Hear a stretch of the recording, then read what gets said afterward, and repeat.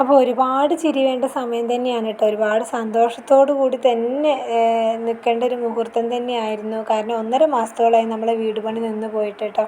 തറ കെട്ടി കഴിഞ്ഞിട്ട് ഇപ്പോൾ 1.5-2 മാസത്തോളമായി.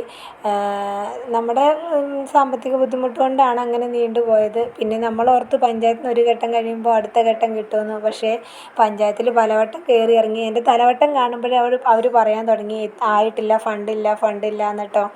അപ്പോൾ നമ്മൾ ഓർക്കുന്നത് നമ്മളെ ഗവൺമെൻറ് ഇപ്പോൾ നമ്മൾ വീട് പൊളിച്ചിട്ട് പണി അങ്ങ് തുടങ്ങിയാൽ ഓരോ ഘട്ടം നമ്മളെ കയ്യിലേക്ക് വേഗം കിട്ടുമെന്ന് കേട്ടോ നമ്മളെ വിചാരം. പക്ഷേ നമ്മൾ പഞ്ചായത്തിൻ്റെ ഫണ്ട് എന്ന് പറയുമ്പം ഇങ്ങനെ ഒരു ഘട്ടം കിട്ടും, പിന്നെ അടുത്ത ഘട്ടം എങ്ങനെയാണ് അവർ ഫണ്ടിനനുസരിച്ചൊക്കെയാണ് നമുക്ക് കിട്ടുക എന്നുള്ളത് ഇപ്പോഴാണ് നമുക്ക് മനസ്സിലാവുന്നത് കേട്ടോ.